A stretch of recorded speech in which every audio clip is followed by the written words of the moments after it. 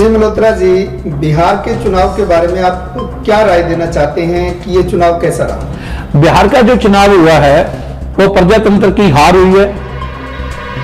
यहां भी हम देख रहे थे जितनी भी इलेक्शन कंपेन चल रही थी उसके अंदर तेजस्वी जी की हर रैली के अंदर इतना रश था, लोगों के अंदर इतना उत्साह था, युवा के अंदर इतना उत्साह था, किसान के अंदर इतना उत्साह था, हर तबके के अंदर इतना उत्साह था। और जहां भी राहुल गांधी जी भी गए हैं वहां भी रैलियों के अंदर इतनी भीड़ थी। और उस भीड़ का जो है जब हमारी वोटिंग हो चुकी है, वोटिंग होने के बाद जब हमारी ईवीएम से इन्होंने जो सेटिंग कर रखी है, जब ईवीएम मशीनें 4 बजे तक, 3 बजे तक, 2 बजे तक जो भी है, हमारे पोस्टल सारे रिजल्ट आ रहे थे और 4-5 बजे के बाद जो है ये इन्होंने ईवीएम जो सेटिंग इन्होंने कर रखी है उसके मुताबिक हमारे रिजल्ट जो है वो नेगेटिव आने शुरू हो गए। तो उसके पीछे क्या कारण है? ऐसे ही ये मध्य प्रदेश में हो रहा है, ऐसे ही यूपी में हो रहा है, ऐसे ही हर स्टेट के अंदर हो रहा है। तो ये क्यों ऐसा हो रहा है? ये 2019 में भी ऐसा ही हुआ है, 2014 में भी ऐसा ही हुआ है। अरे इतनी कांग्रेस नीचे थोड़ी जा चुकी है कि जो कांग्रेस को बिल्कुल ही खत्म करने पे लग चुकी है। ये ईवीएम की सेटिंग है और ये सारी पार्टियों को सोचने की जरूरत है। इस टाइम जो है बीएसपी को सोचने की लोड़ है, इस टाइम टीएमसी को सोचने की लोड़ है, इस टाइम जो है कांग्रेस को सोचने की लोड़ है, इस टाइम जो है आईएनएलडी को सोचने की लोड़ है। इस टाइम जितनी भी दूसरियां पार्टी हैं, जो भी हमारे इंडिया के अंदर पार्टियां हैं, इंटरनेशनल पार्टियां, नेशनल पार्टियां हैं, उनको सारे को इकट्ठा होना चाहिए और ये लड़ाई लड़नी चाहिए। और बेशक हमारे को हाई कोर्ट पे, सुप्रीम कोर्ट पे जो है ये हमारे को इनके अगेंस्ट जो है इनके हमारे को केस दायर करने चाहिए। और ये जो है हो रहा है ये प्रजातंत्र की हार हो रही है।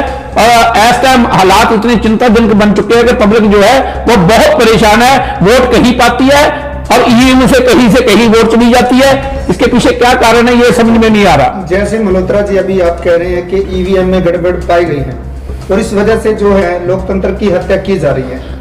अभी बड़ौदा चुनाव हुआ जो है उसमें कांग्रेस की जीत हुई है, तो वहां पे ऐसा कोई फर्क नहीं? वो ऐसा होता है, ये गुजरात वाले हैं, ये गुजराती हैं, ये टॉफी देती हैं, टॉफी देने के बाद ये बाकी सारा कुछ लूट के ले जाते हैं। इनका दिमाग जहां तक है वहां तक हमारे इंडिया के दूसरी स्टेटों के लोगों की सोच भी नहीं जा सकती। ये इतने शातिर दिमाग के लोग होते हैं। मोदी जी ये शातिर दिमाग ना होते, अमित शाह जी ना होते तो ये कभी गृह मंत्री कभी प्रधानमंत्री ना बन पाते, क्योंकि ये बहुत शातिर है और हमारे लोग बहुत सीधे साधे हैं, जिसके कारण जो है ये बड़ौदा जी जो जीते, हम अपने आप को जीत कहते हैं, मैं इसको भी जीत नहीं कहता। क्योंकि हमारी स्टेट जो बिहार में 15 साल से जो है ये बीजेपी और ये एनडीए राज कर रहा था और वो सीट हमारी जोड़ी में आ रही थी, उस सीट उसको पूरे को हमारे से इन्होंने खो लिया और हमारे को एक ट्रॉफी दे दी। जैसे पहले इन्होंने राजस्थान दिया, हमारे को मध्य प्रदेश दिया, हमारे को इन्होंने अब जैसे महाराष्ट्र दिया, उत्तराखंड दिया, अब एक एक करके ये हमारे से खो रहे हैं। इसके पीछे यही है कि ये बहुत छात्र दिमाग है और ये हमारे इंडिया के अंदर आज प्रजातंत्र नहीं है, आज गुजरातियों का राज चल रहा है। हर डिपार्टमेंट के अंदर हर अच्छे पद पे जो है वो गुजराती भी आगे आ रहे हैं और आगे कुर्सियों पे कब्जा कर रहे हैं। ये बहुत घटिया है सोच इनकी, ये बहुत निंदनीय है और इसके ऊपर जो है देश की पब्लिक को और पार्टियों को सोचना पड़ेगा।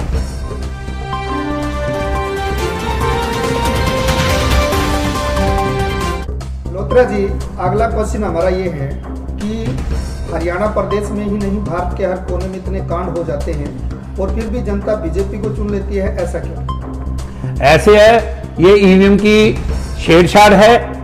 इस टाइम हरियाणा में, इस टाइम यूपी में, इस टाइम हिमाचल में, इस टाइम हर जगह पे, महाराष्ट्र में, कर्नाटका में जो भी हो रहा है, बिहार में, राजस्थान में हो रहा है, कहीं भी हो रहा है, जो भी लड़कियों के साथ जहां कहीं भी कोई छेड़खानी हो रही है, जहां कहीं भी किसी लड़कियों के साथ जांच करके या कोई भी सुसाइड होता है, कहीं भी किसी प्रकार की ऐसी बात होती है तो पब्लिक तो इतनी निराश है, इतनी मतलब जो है नाराज है। कहां ये कहते थे बेटी बचाएंगे, बेटी बचानी तो क्या, बेटियां तो बच ही नहीं रही।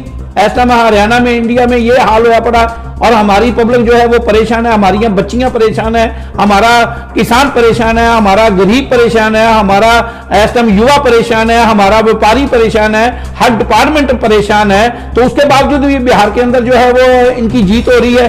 तो ये क्या है, ईवीएम तो सेट है, इन्होंने ईवीएम सेट कर रखी है। और यहां भी ये जो है कांग्रेस वालों को ये टॉफी दे देते हैं एक कि चूसते रहो कि गड़बड़ ज्यादा ना बढ़ जाए, इसलिए ये टॉफी देते हैं। यही बड़ौदा वाली बात हुई है कि इन्होंने टॉफी दे दी, आप एक हरियाणा की टॉफी लेके बैठ जाओ और बिहार आपके हाथों से छीन लिया इन्होंने।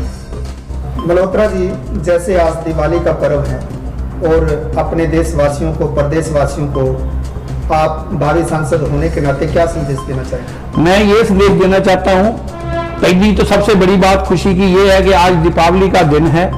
मैं अपने प्रदेशवासियों को, अपने देशवासियों को, अपने कुरुक्षेत्र वासियों को दिवाली खुल के मनाएं। ये हमारा बहुत ही अच्छा और बड़ा जो है हमारा एक प्रोग्राम है, जो ये हमारा दिवाली का त्योहार है, इसको बहुत अच्छे वे में लेना चाहिए, क्योंकि ये दिवाली का त्योहार जो है इससे बहुत कुछ सीखने को मिलता है।